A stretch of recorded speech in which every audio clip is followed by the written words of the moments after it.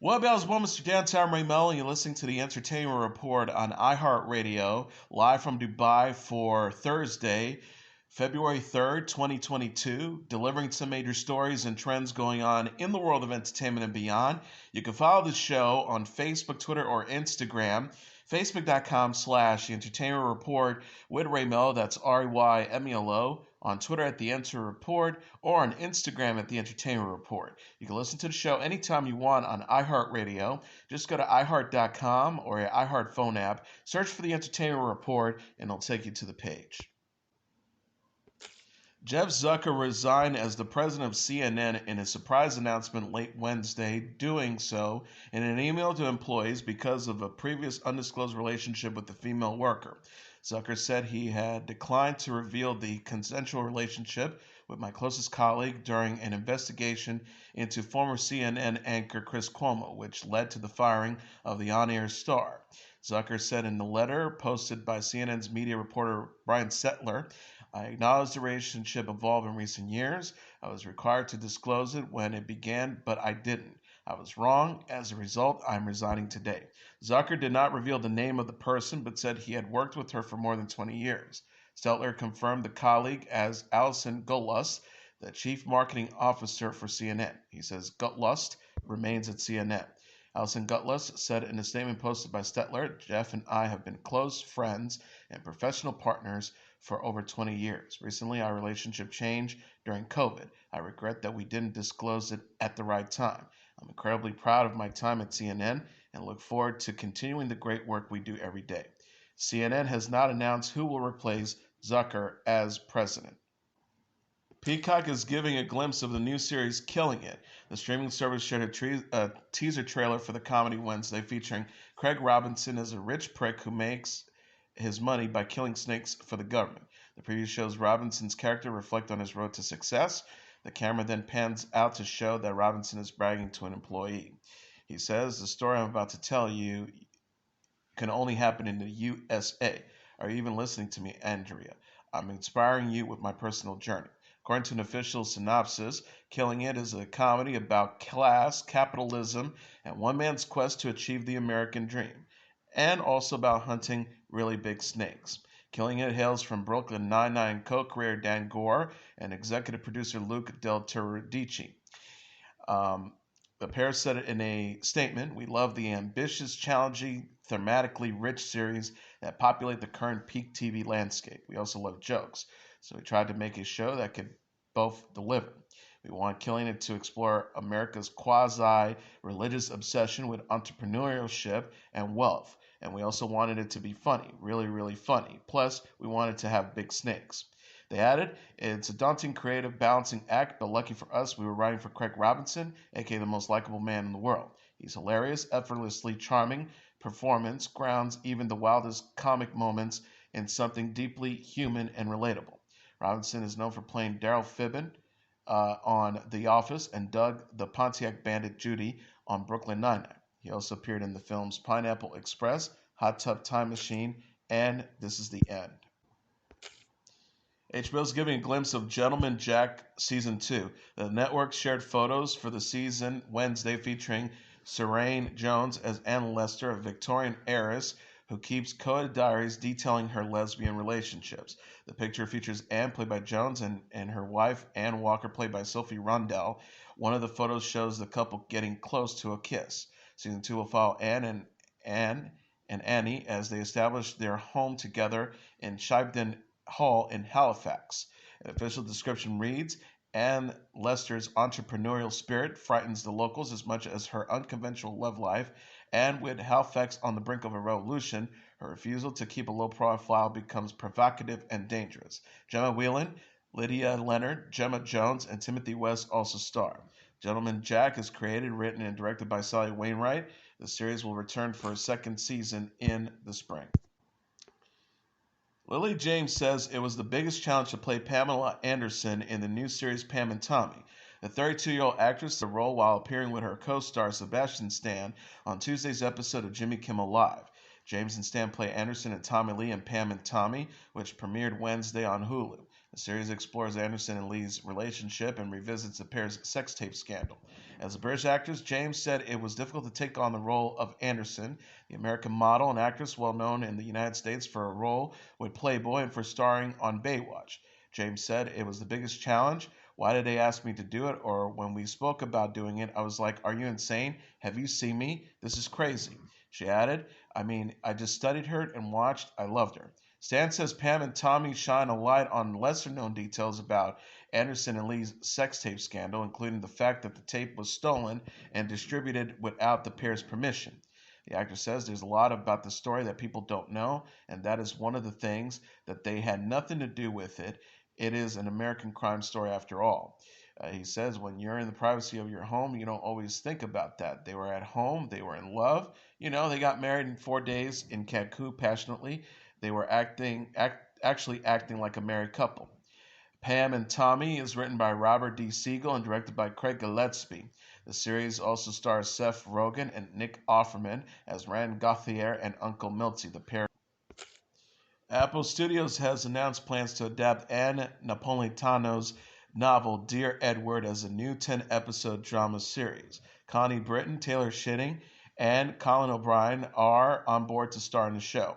The project reunites Britton with writer-producer Jason Katims, who she worked previously on Friday Night Lights. Fisher Stevens is to direct the first episode and serve as an executive producer of Dear Edward. The story follows a 12-year-old title character, the only survival of a commercial plane crash. The streaming service said in the press release as Edward and a diverse ensemble of others affected by the tragedy tried to make sense of life after the crash. Unexpected friendships, romances, and communities are formed. The new series is a heartbreaking, life-affirming, and uplifting story about survival, resilience, connection, and the examination of what makes us human.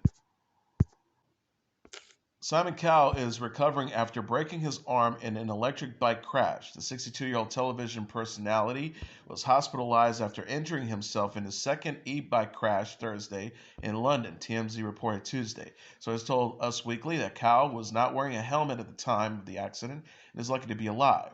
The insider says he was pedaling along when his electric motor on when the wheel suddenly went from under him after hitting a wet patch. He slipped and went flying over the handlebars in the middle of the road. People confirmed that Cowell broke his arm. Sources said since the star has returned home from the hospital and is absolutely fine. The television personality was spotted wearing a cast during an outing Tuesday in London, according to Page 6. Cowell previously broke his back in August 2020 while testing an e-bike at his Malibu home. Cowell is known for creating the reality competition series American Idol, The X Factor, and America's Got Talent. He presently serves as a judge on America's Got Talent. Shia LaBeouf is going to be a dad. The 35-year-old actor is expecting his first child with his estranged wife, Mia Goth. People reported the news Tuesday after Goth was spotted running errands Friday in Pasadena, California. Goth shows her baby bump in a white shirt and leggings with socks and sandals. Entertainment Tonight confirmed Goth's pregnancy. LaBeouf and Goth first sparked pregnancy rumors after they were spotted at a Chuck E. Cheese restaurant in November, according to TMZ. Goth had a small baby bump at the time. LaBeouf and Goth were met on the set of Lars von Trier's movie Nymphomaniac in 2012 and married in 2016. The couple filed for divorce in September 2018. LaBeouf rep said at the time the separation is amicable and all details pertaining to the divorce proceedings will remain private. LaBeouf and Goth were spotted wearing their wedding rings in April 2020, causing speculation the couple had reconciled. Authorities have arrested 4 men on charges linked to the overdose death of actor Michael K. Williams, the U.S. Attorney's Office in Manhattan announced Wednesday. The Wire and Boardwalk Empire actor was found dead at the age of 54 in his Brooklyn apartment September 6. The New York City's medical examiner's office announced later that month that he died from an accidental overdose of fentanyl, heroin, and cocaine. The New York Police Department and the U.S. Attorney for the Southern District of New York unsealed criminal complaints accusing 4 men of distributing the fentanyl-laced heroin that led to Williams' death. Irving Cartagena, 39, Luis Cruz, 56, Carlos Masi, 70, and Hector Robles, 57, each face charges of conspiracy to distribute and possess with intent to distribute fentanyl, fentanyl, and heroin. If convicted, the charge carries a punishment of 5 to 40 years in prison. Cartagena also faces a charge of causing Williams' death in connection with the narcotics conspiracy, which carries a sentence of 20 years to life in prison. Federal prosecutors said that the four men operated a drug trafficking organization since at least August 2020 in the Williamsboro neighborhood of Brooklyn. The men allegedly sold Williams fentanyl-laced heroin and fentanyl analogy, with Cartagena accused of conducting the hand-to-hand transaction with Williams on or about September 5th.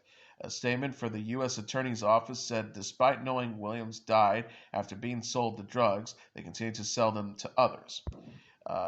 New York City Police Commissioner Keechant Sewell said in a statement, as these federal charges show, the NYPD's narcotics and precinct detectives in Brooklyn North live in this case, never relenting in their investigation until they could bring a measure of justice to Michael K. Williams and his family. A representative for the New York City Medical Examiner's Office said it's unclear if Williams took all three, cocaine, fentanyl, and heroin, together or separately, or whether he was aware he consumed all three. The actor previously had been open about his history of drug abuse. The five-time Emmy nominee's other credits include 12 Years a Slave, The Night of, and Lovecraft Country. Singer-songwriter Adele has announced she will be performing at next week's Brit Awards at the O2 in London. The prize presentation honors excellence in British music is slated to take place on Tuesday. It will air on ITV. Adele tweeted Tuesday, teasing her upcoming appearance on the Graham Norton Show. Hiya, so I'm really happy to say that I'm performing at the Brits next week, and I'm also be popping in to see Graham for a chat on the couch while I'm in town too. I'm looking forward to it. Oh, and Rich sends his love. Other artists booked for the Brit Awards include Anne-Marie, KSI, and Digital Farm Animals. Adele last month announced the postponement of all 24 dates of her planned Las Vegas residency. In a video shared to Twitter, she cited cases of COVID-19 among her team and other issues related to the pandemic as the reason for the scheduling. And finally, Eminem, Dolly Parton, and Lionel Richie were among the musical artists the Rock and Roll Hall of Fame Foundation nominated Wednesday for their induction this year. Also up for the honor are Beck, Pat Benatar, Kate Bush, Devo, Duran Duran, The Eurythmics, Judas Priest, Fela Kuti, MC5, New York Dolls, Rage Against the Machine, Carly Simon, A Tribe Called Quest, and Dionne Warwick. John Sykes, the chairman of the Rock and Roll Hall of Fame Foundation, said in a statement, this year's ballot recognizes the diverse group of incredible artists, each of who have profound impact on the sound of youth culture. Their music not only moved generations, but also influenced the sound of countless artists that followed.